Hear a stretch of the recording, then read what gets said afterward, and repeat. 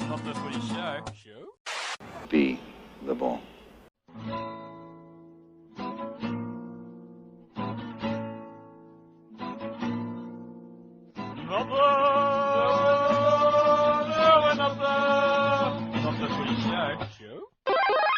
G'day everyone, welcome to episode 229 Not The Footy Show. I'm Warrick Nicolson. That is Robb Cox, and we didn't get a podcast to you midway through last week. But did you really expect one?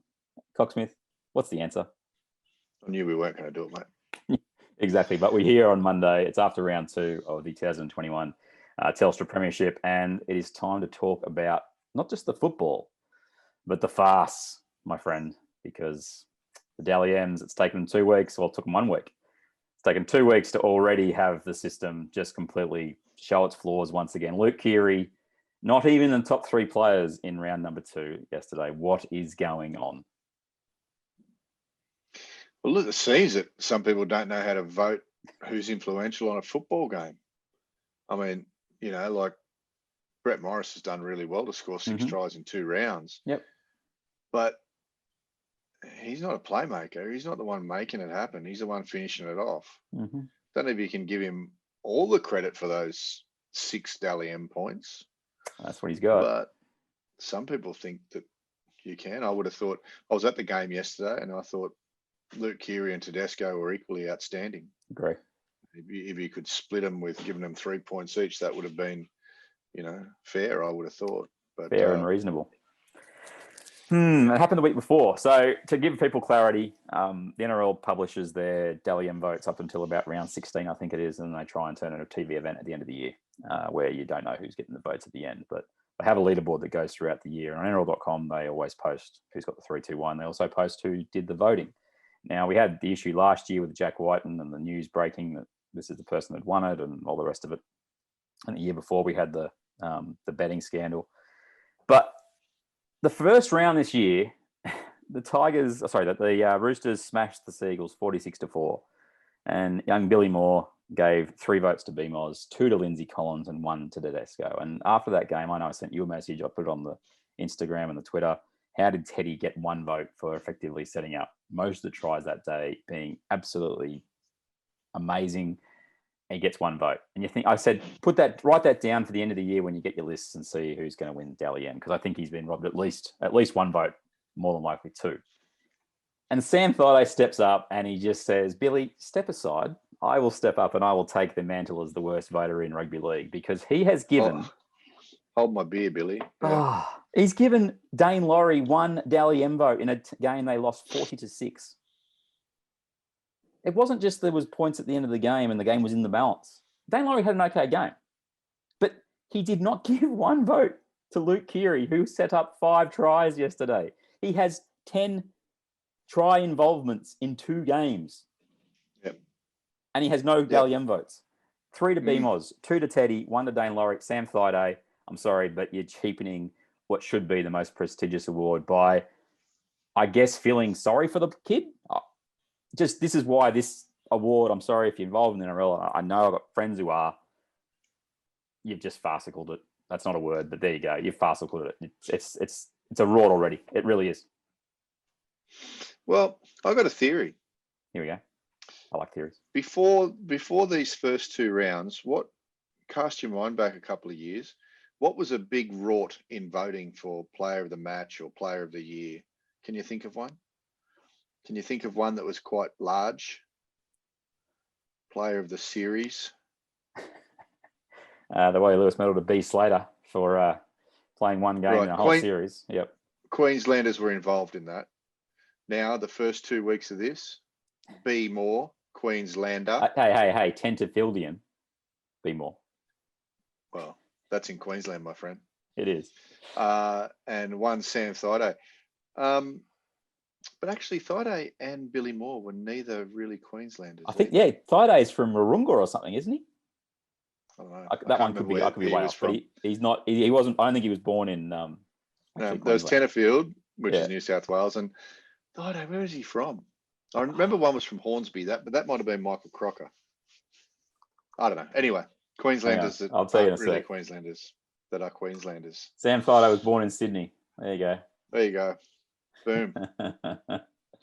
Chip on the shoulder. Chip on the shoulder. All right. But wanted to wear the blue. Keary ends up with 0 votes. And this went out Yeah, I through know. Twitter this morning. And I'll get your thoughts. 2 seconds. I just want to get one thing out there. If you boil down a Player of the Year award, and we had this discussion with Cleary last year over Whiten, and if you boil it down to a single game, you should get votes because you are a difference maker in the game. If I wanted to boil it down to that one defining element that decides who's player of the match, it's difference maker. How can you be a difference maker when your team gets beaten 40 points to 6?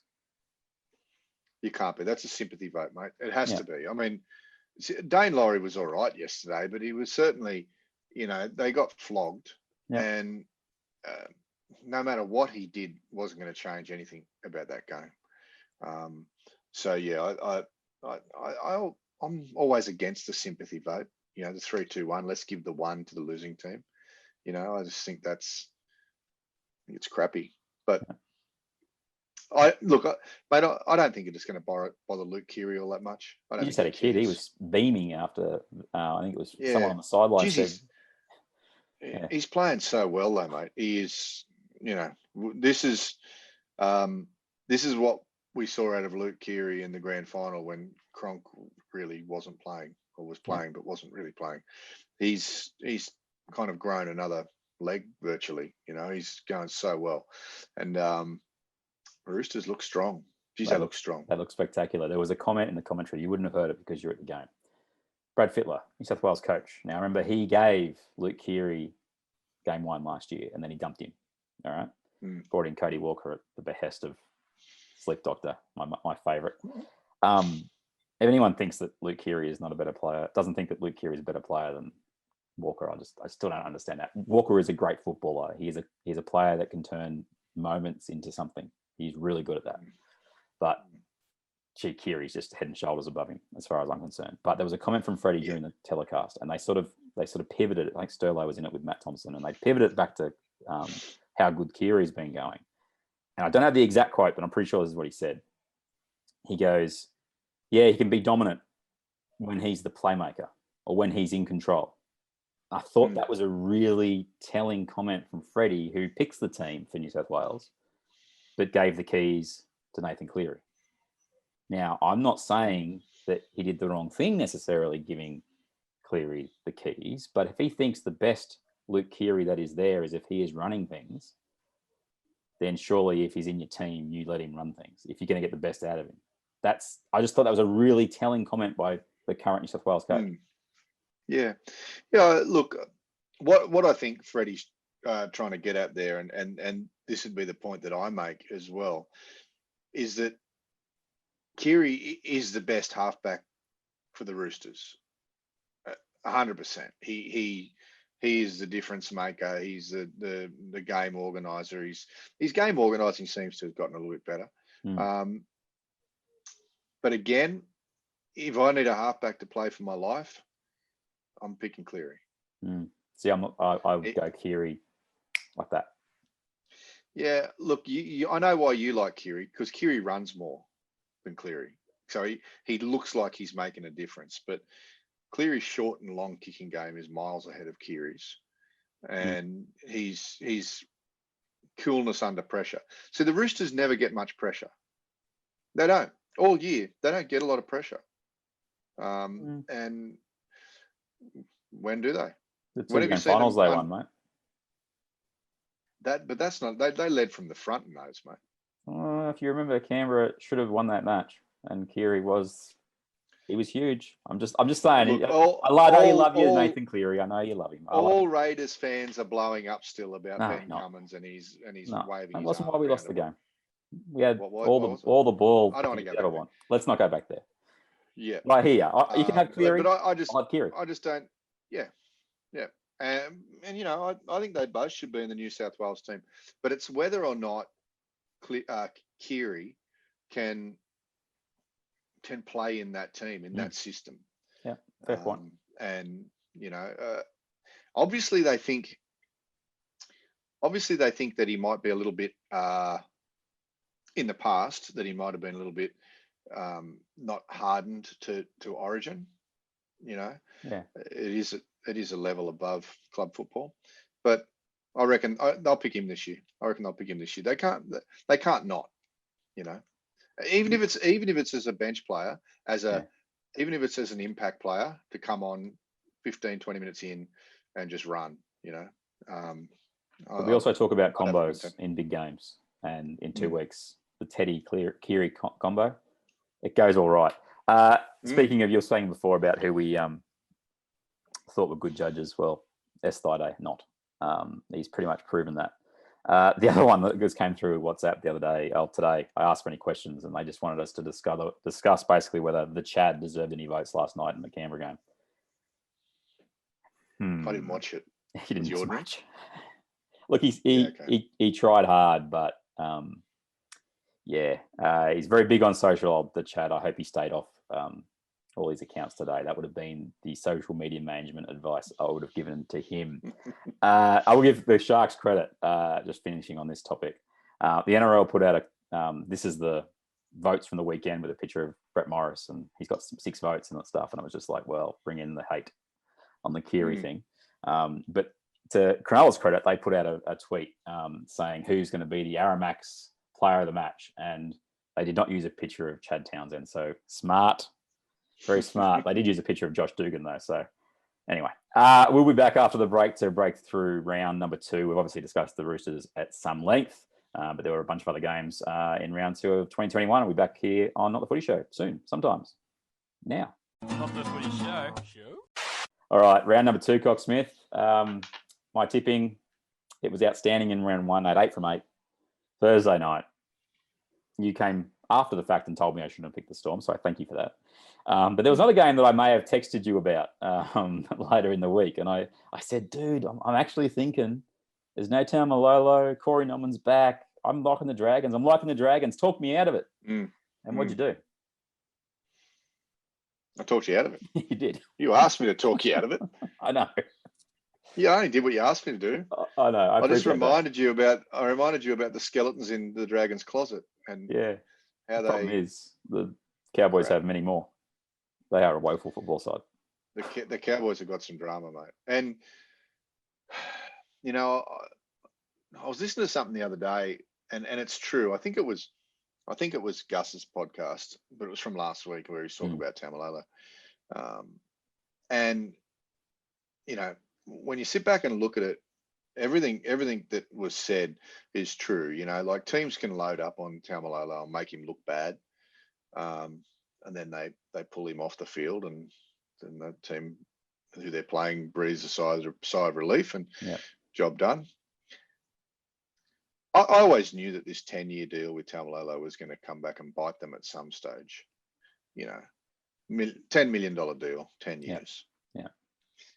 It's craziness. You know, it'd be crazy to sign Nathan Cleary on a 10-year deal or Luke Keary on a 10-year deal. Yeah. It's just craziness. But that's the road they're going down, and they must go down now. With that, just before we get off Taumalolo, Peyton was at pains to say, I don't want to spend the next 5 years up in 12 months. That's effectively what he was saying about it. To your point, though, do you just do that? I think Sterlo, somebody mentioned that and said, well, you've got him for that period of time. Why would you wait till the last couple of years to spend up what's left? Just get what you can out of him earlier. If you're the Cowboys, and especially where they are at now, and I said to you last week, I think they've got a lot of blokes on big money who aren't difference makers up front for them, which is just what it is. It happens. You get sucked into that sometimes when you're on the market. But Taumalolo, he's just got to. I mean, he broke his hand. That's why he didn't play on the weekend. But you've got to get. This is the time. He's 27, 28 now. Yeah, it's time to squeeze the sponge. You've really got to squeeze it, and you've got to squeeze it hard for the next 3 years, and then medically retire him, mate. That's I'm not being nasty saying that, but that's what NRL clubs do. Okay, we signed him for 10 years. We realised that was 3 years too long. Get what you can out of him now. Play him for his 70 minutes or his 60 minutes, whatever he wants to play. The problem with him is, and I think Gus touched on this. The problem with him is he's a front rower. He's a battering ram. He's not a ball player. He rarely passes the ball. So even if you played him on an edge, you're still going to get the same player on the edge. Yeah. You know what I mean? And you're still going to pay him the same money. So you got to figure out where he's the best and then just play him. This was a mistake in the making from the day they signed a 10-year contract. But look, he's their best player. So when we bleed down and talk about, they've got young Jake Clifford, who's an okay player, but I don't think he's not the difference maker there. I think Drinkwater would be better as halfback, to be honest. And we saw him come into the line quite a lot. He's their most dangerous attacking player. He is. He makes them look the most dangerous. Yeah. You've got Valentine Holmes who's your second highest paid player on the wing. So you got to hit one. Got to be at one. Well, see, I still don't agree with that, but bang for your buck, you may want him with the ball in his hands a little bit more. Yeah. And try and get more out of him. I agreed with you the other day about the Cowboys. About the Dragons getting the spoon, but I may have to change that. Well, the Ben Hunt Appreciation Society, it's got a new president, doesn't it? Yeah. Well, I don't call him Ben Hunt. I call him Bunt. B Hunt. He was pretty good. He was. The good. Dragons themselves. The commentary was interesting. I think it was Warren Smith and somebody else. I think. No, it was Fossey, and he kept trying to talk the Cowboys up in the the tit for tat kind of way it was being played, but it just felt like the Dragons were going to get the cash pretty once they came back after the 6-0 early try to Cohen Hess, which was from a kick. And that's all the Cowboys did the rest of the game was get to their last tackle and try and score tries off kicks. Do not understand that. The Dragons looked pretty good, and Ben Hunt, big reason for it. Yeah, look, they did look pretty good. He seems to have, I don't know, if Griffin has forced him to get his running game back a little bit and just said, mate, you're not going to play 9, or what, I don't know what's happened there. But yeah, he looked better than he has for at least 18 months. Yeah. And hopefully for his sake and the team's sake, he keeps that up. But I've got big fears for the Cowboys, mate. They're playing. Was that the first time they played at their new stadium in front of people? Did they that first round? I think they had a crowd. That first game they did. I think they did have a crowd. Like the Broncos game, was it? Oh, okay. I think they did last year, and then after that, not. But that's the first time their crowd's been able to come out and watch that. And yeah, and that's what they dished up. I mean, that was woeful. I really hope Coach Payton has got plans in his top drawer with something to do, because it could be a short stay. He looks, and you can only judge a boy what you see on TV, unless you're obviously there. Yeah. But the body language is not good. No. The body language is. Yes. I've if you're not watching on YouTube, you didn't see me then, but it's you're rubbing your forehead. I don't quite have the Ming the Merciless look that he's got going on. If you don't know that, Google it, people. But he just, and then even in the presser, I'm not going to say it's Seabold from last year. I would never say get to that stage. It's not that bad. But it was like, all right, plan A has not worked. No, it has not worked. I have to dig down deep. And the problem for Payton is that plan A worked okay at the Warriors last year.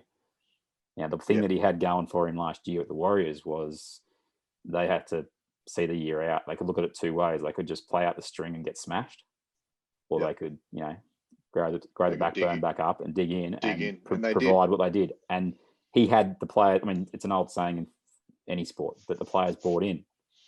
He's gone to a team that has been sitting with a stale game plan for the best part of 3 or 4 years under Paul Green. Yeah. And he's also come out and said the best player is not going to play full minutes. If your player has been there for a little while, I reckon you're a little bit like, okay, let's see what you got, Todd Payton. Now, is that the right attitude to have? Probably not. But if you're getting paid regardless, I'm just putting it out there. You gotta prove to these kids or these veterans in some instances that you're the right guy with the right answers. And sometimes the results on the field aren't going to always look favourably on your ability. Just wondering out loud, I mean, what do you do? What we do. You've got a top 25 or so players. if you think someone's just going through the motions and not really having a crack, you start firing them early. Like, do you start send them to the park early and bring in some young blokes? I mean, why not? What else can you do? Because I mean, as it stands now, they're 0-2, and they'll probably be 0-3 this time next week. They got Titans this week back up in Townsville. Given what I've seen, the Titans should topple them. Yeah. You know, with Tino and Fafita up there, you know, starting to get a little bit more acquainted with their team. So I wonder what they do. You know, there's a practice in the US. Just quickly on that, you were saying about what do you do with the high price guys, I guess is what you're saying, where they sometimes will pay a player not to play for them. They'll accept the fact that the contract's a shocker, and they'll basically put them down to the minors is the way they do it, and they won't pay a bloke who's earning $5, $6, $7 million. They'll just eat that on the cap and say, well, you're not part of what we want to do here. I know you're getting paid, but that's the way we do it. Footy hasn't generally done that. I don't know who that would be in that club, because I don't know the club well enough, and you know, but geez, there's a couple of coaches north of the border that are looking a little bit, you know, tense at the moment, isn't there? And they've both only been in the gig for a couple of months. We'll wrap up the Cowboys just for the score's sake. It was 25-18 Dragons over Cowboys. We'll get to the other games in a second, but old mate Holbrook, I think he's got a lot of goodwill from last year. They signed a lot of good players. I think he's fine. He's sweet. I got a message at least a week ago now. It was before they even played the last game they played. Who they play? The Titans. Mate, there's word on the ground in Brisbane, and I know you've got more word as well, that some people don't think Kevy's up to it. Some well-placed people. Let's just say that. And that is massively concerning. I actually heard some names being spouted around about who would replace. You asked me to guess this. You said, send me, and I said, well, I've said Wayne Bennett already, and you poo-hooed that, and it's already. You said nearly everyone, but it was in the paper the next day about Wayne Bennett. I'm not about to divulge it on the pod, but I'll tell you later on. Okay. I'll tell you later on. We might divulge in a Insta story or something like that. You might have to follow us there at Not The Footy Show. There's a way of getting the list. Oh, we're up to like 22 or 15 followers. I mean, it's just it's taken off deluxe. Beautiful. I mean, and we also it's just watch out.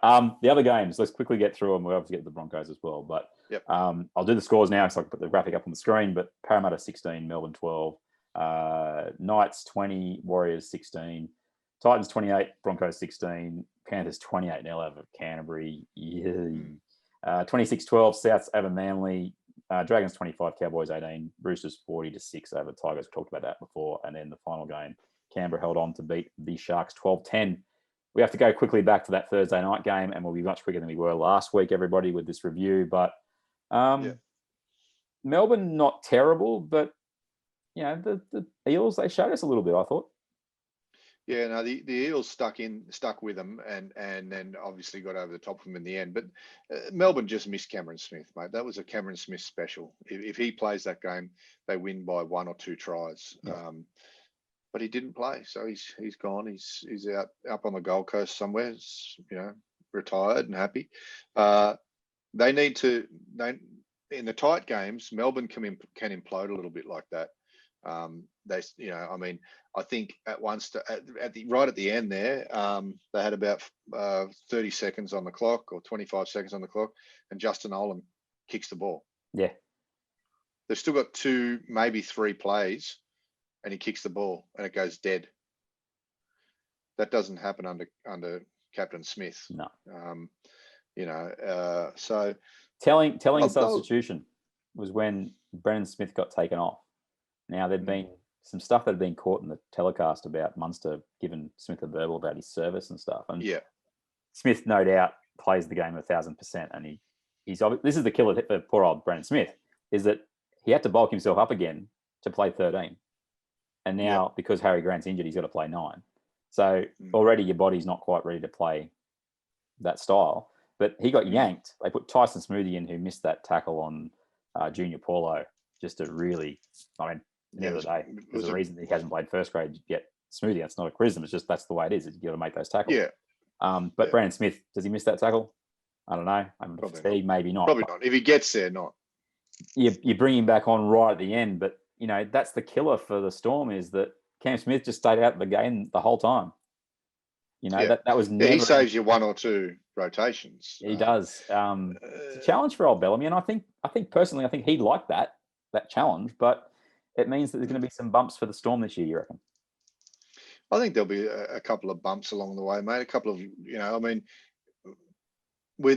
they've got to learn how to win big pressure games or tight games without Smith, and he was always their go-to guy. He'd talk to the referee, he'd get a little bit of leeway that way. He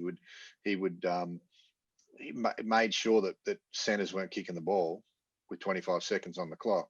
Yeah, because the way Smith would look at that is that's 3 opportunities lost of winning this game. So, look, I think they'll benefit from when Grant comes back, Harry Grant. He's still a few weeks away. It's not next week. Yeah, he'll keep them moving out of the play the ball quickly, and with a little bit more probably finesse than Brandon Smith. But like you say, he's still probably 3 weeks away. Round 5 or 6 is what I'm hearing. And they've got the Panthers this weekend, so get ready for that. Parramatta. Sorry, Para fans, we just love the Eels so much. We decided to talk about Storm for the last 5 minutes. They lost Ryan Madison to that head knock and the Kafusi suspension. The NRL's got to work itself out. I don't mind them doing 10 minutes in the bin for foul play. That's fine by me, but you've got to be consistent. They can't have that situation happen again where you decide that he's done the crime and then you don't send him off for the time he's facing 2 weeks for that. Mitchell Moses. Let me say something about that.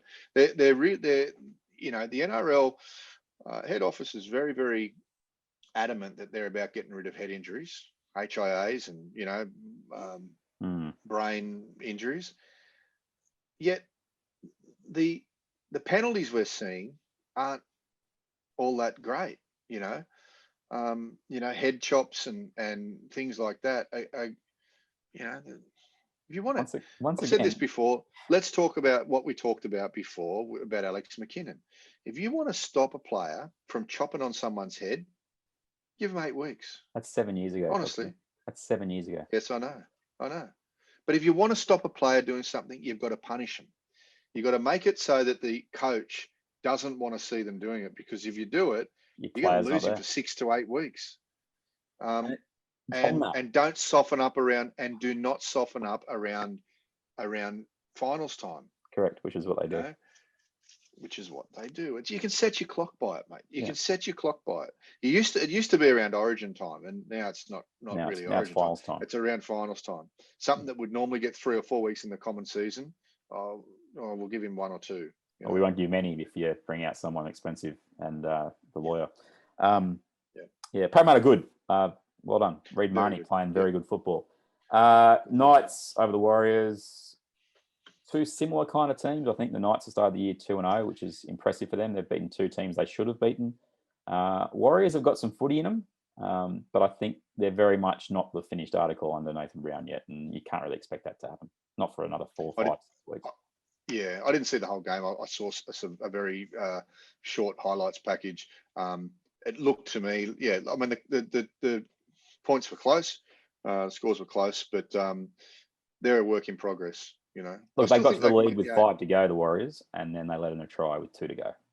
Good teams don't let that happen often, and it was a bit easy that the Knights got through. The Knights, well done, 2-0. Titans 28-16 over Broncos. The scoreline flat as Brisbane.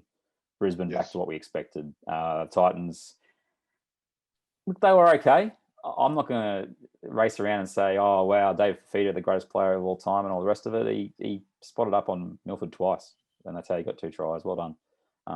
But I'm pretty keen to say that the Titans need to take care of business against the bad sides and show us something against the good ones soon to really think that they're in line for that 8th spot, which is what it seems like. There's only 1 spot in the 8. Kevy, quickly. I wasn't making up my thing about what I'm hearing. I've actually had someone send me something. Neither was I. And I'm not someone who speaks in that way often. You know that, Coxsmith. I do, but only when I hear it from someone else. Exactly. So Kevy, I liked his press conference. If you haven't watched it, there's some good stuff, and he's come out at the end, which was the Kevy that I like to see. Remember Happy Kevy and Funny Kevy and Make a Joke Kevy? Remember him? Yeah. Before the Coach Whisperer got in his ear and said, "Don't say New South Wales ever." Don't say the opposition's name. Yeah. Team that should not be named. At the end, one of the journalists asked him, "What'd you make of the David Fifita performance?" And he said, "David Fifita, was he out there tonight? I didn't notice him." And I thought, okay, that's a good sign for Kevy. It shows that he's been disappointed with the result, but he came at the end. He gave a little quip. Hopefully, they can find something, because they got the Bulldogs this week, and if they start 0-3 and they lose to the Bulldogs, all the stuff we're referring to, it blows up again. Panthers over the Bulldogs. We don't even talk about it. One really, really, really good team. One really, really bad team. 28-0. Yep. Manly and South. Did you watch this one? Didn't see it, mate, because I worked at just this week. They had the New South Wales Cup game on after the NRL game at Campbelltown Stadium, and I had to stay there for Sawali and Sam Walker. So I didn't get home until after the end of that other game. All right. South's got the biscuits. They're a better side than Manly, but Manly had a little period there where you went, they might get South here. Now, with the players that they have, and then obviously not having Tommy and Dylan Walker experiment at fullback, it's just not working, but who else do you put there? I don't know. I wouldn't walk out of that if I'm a Manly fan going, we're 0-2, it's going to be a long season yet.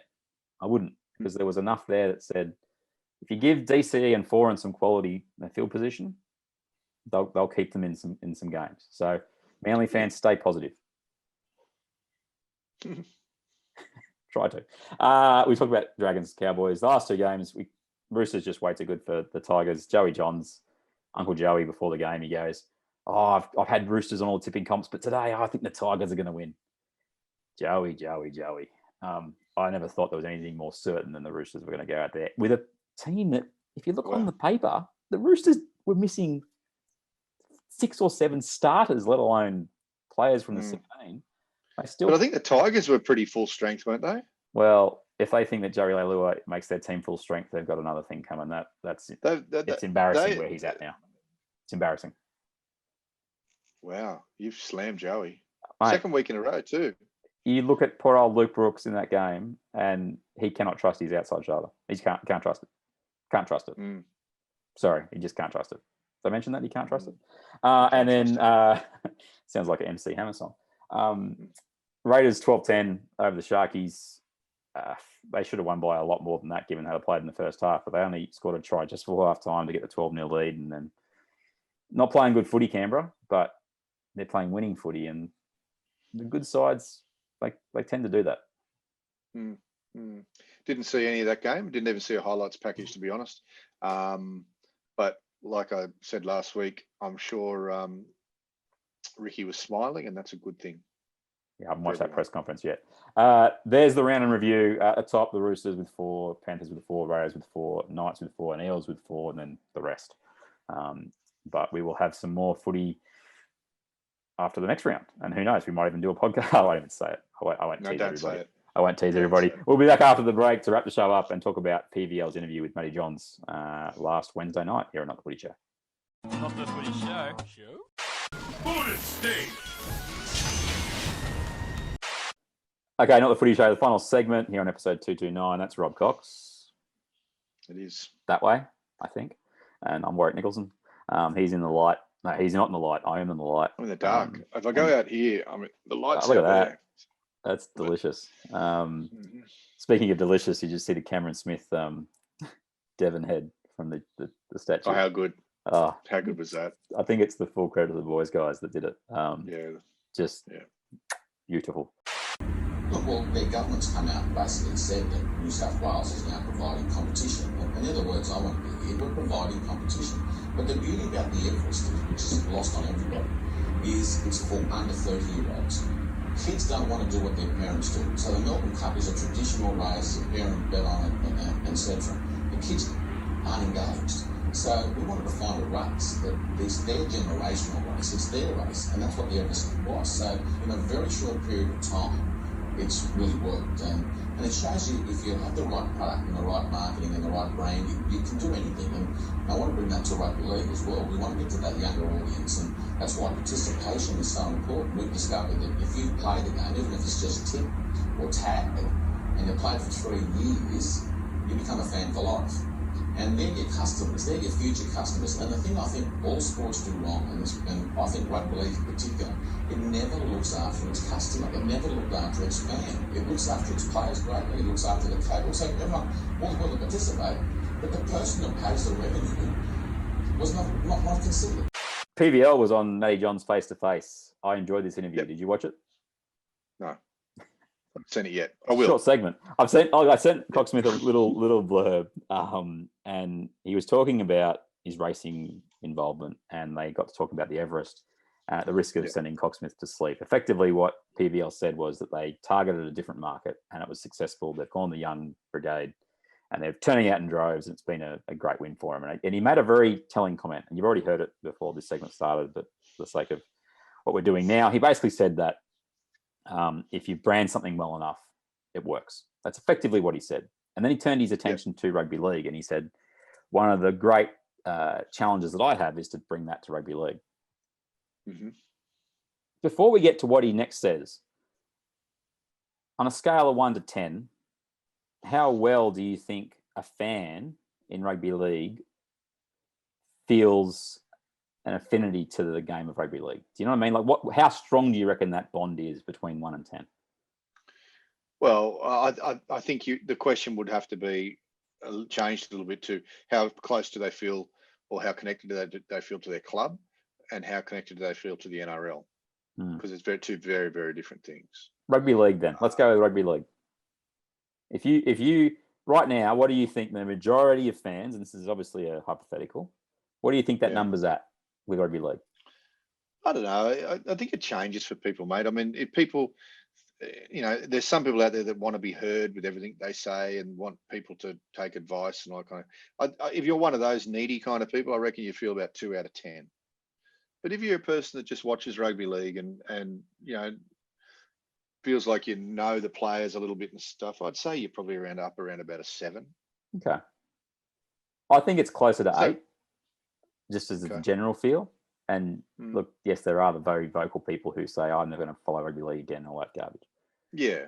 I think there is something great about that tribalism. We've used that word a million times in the 1,000 shows, but footy fans feel like footy is theirs. I don't think that they feel a disconnect, that it's no longer their game. Okay. Yeah.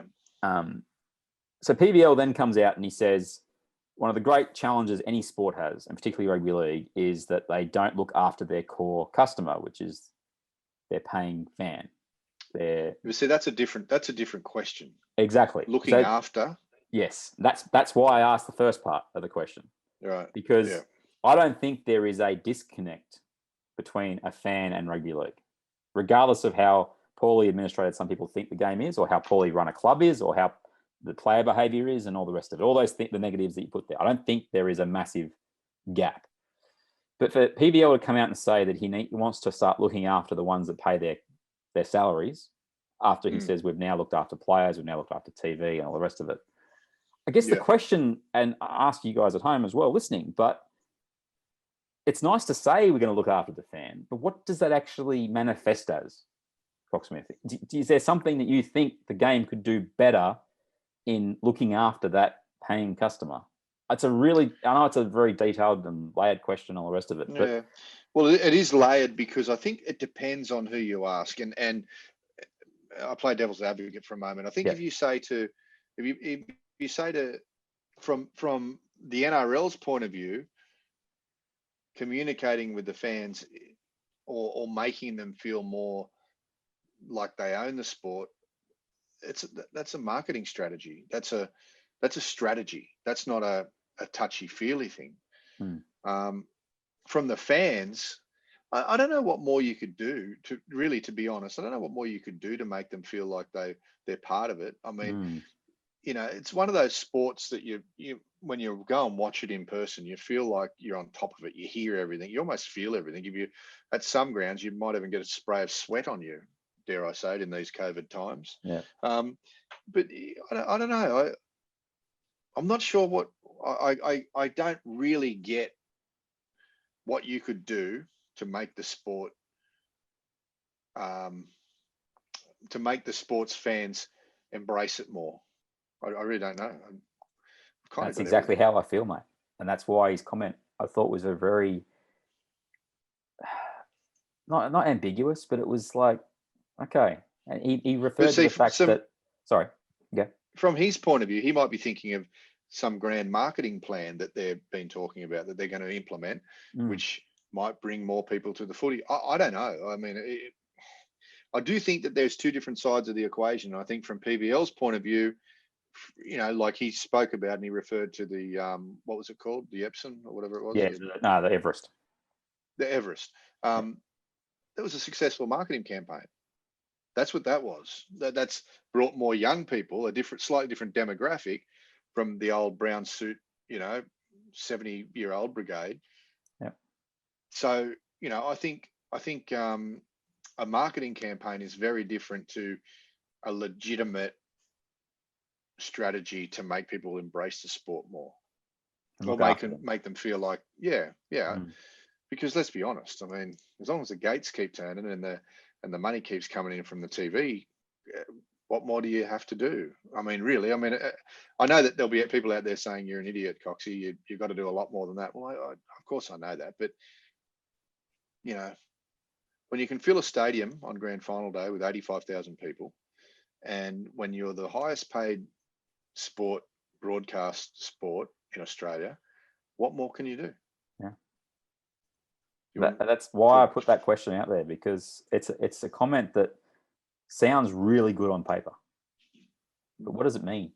And I guess I invite anybody out there, if you've got a view on this, hit us up via Facebook, Twitter, Insta, or whatever, and let us know if you think there's a discernible way that he can do anything. Because I'm sitting here going, I think the fan is connected to the game pretty well. The only thing I can think of, if you were trying to put it into a tangible element, and that is your crowds week to week.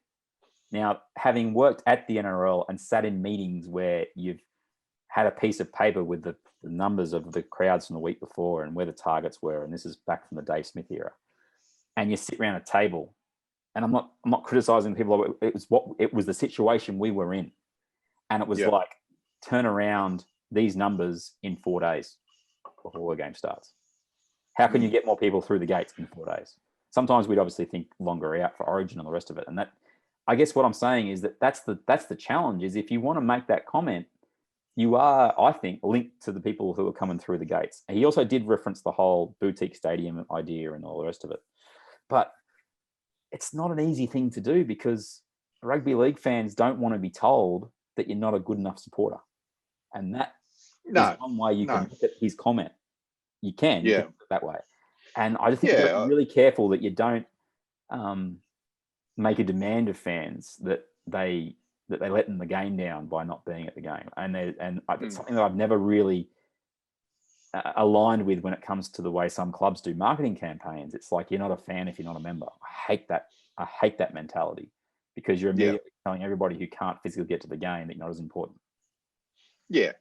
No, look, mate, I mean, I've never been a member of any club in my life.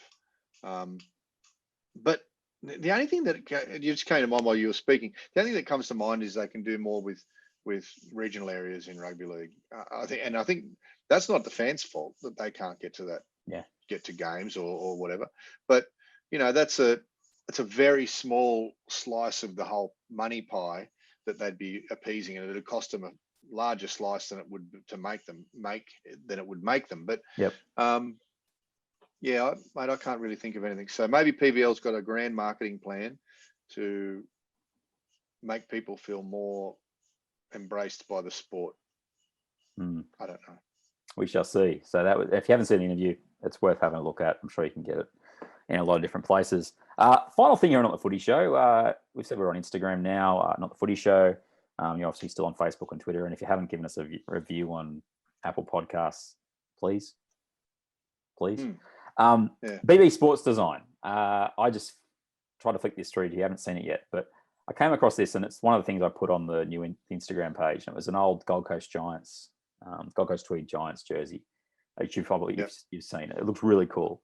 And he's a kid, not a kid, a man, sorry, from Tasmania. His name's Ben, and he's done these awesome retro designs of current and old jerseys.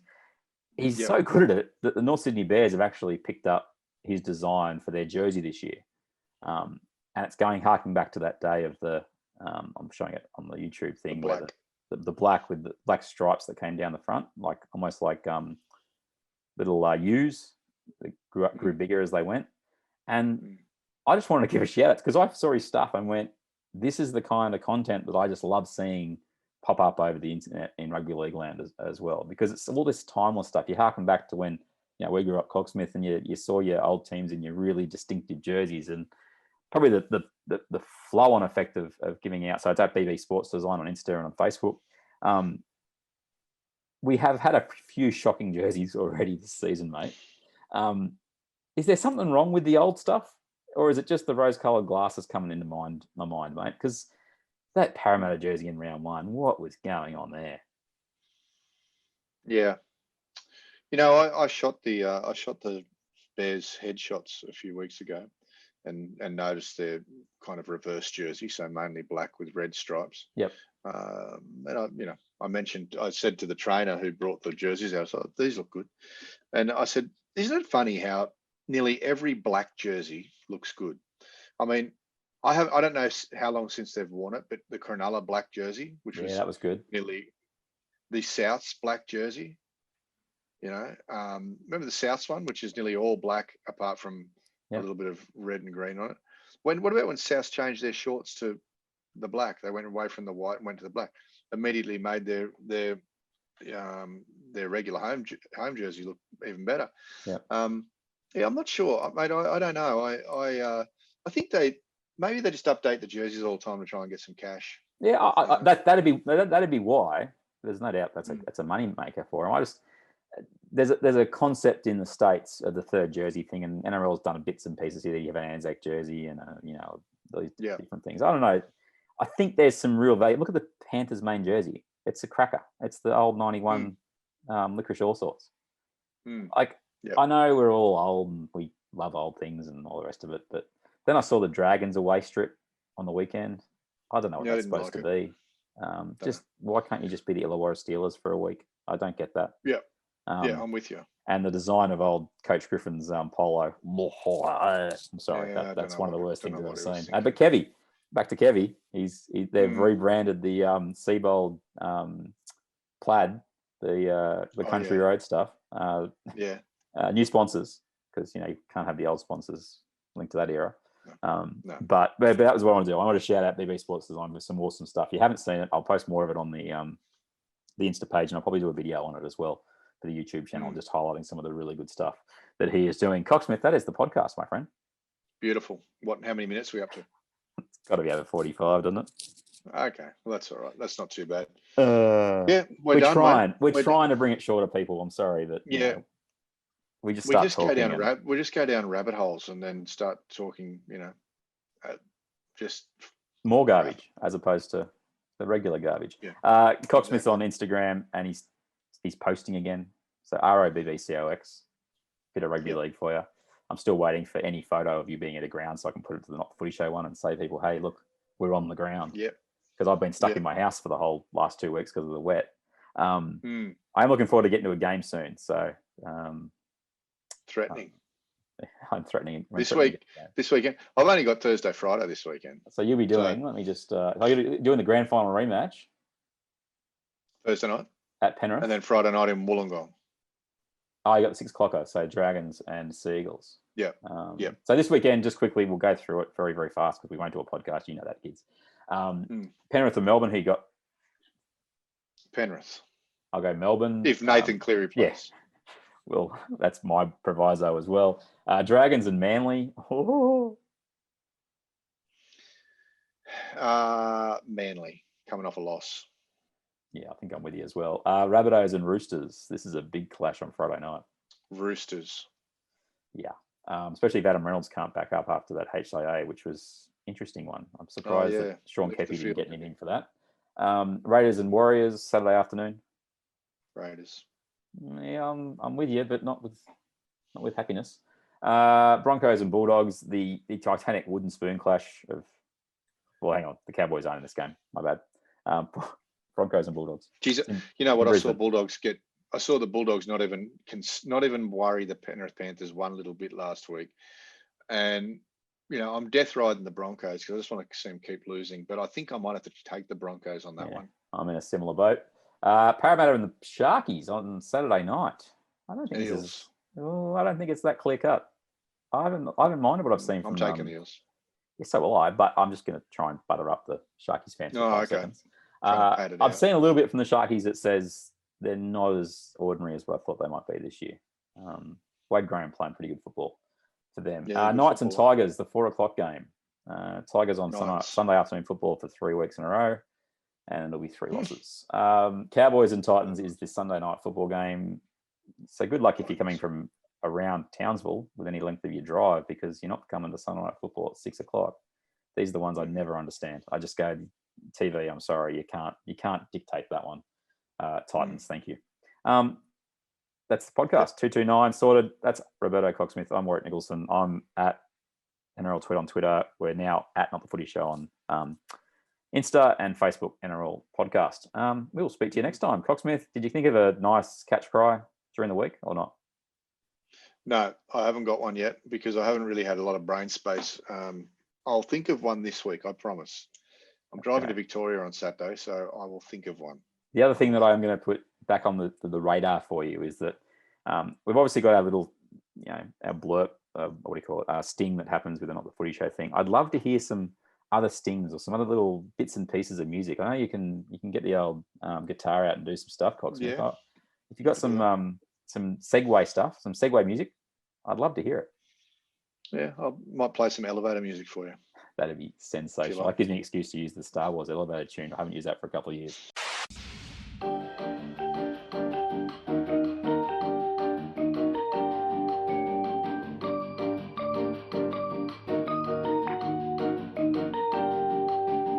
That's coming back at the end of the show. We'll speak to you soon on Not The Footy Show, everyone. Not The Footy Show. It's people's escape, it's people's relaxation, and we need to do everything in order to continue that great tradition of Not The Footy Show. Pepsi.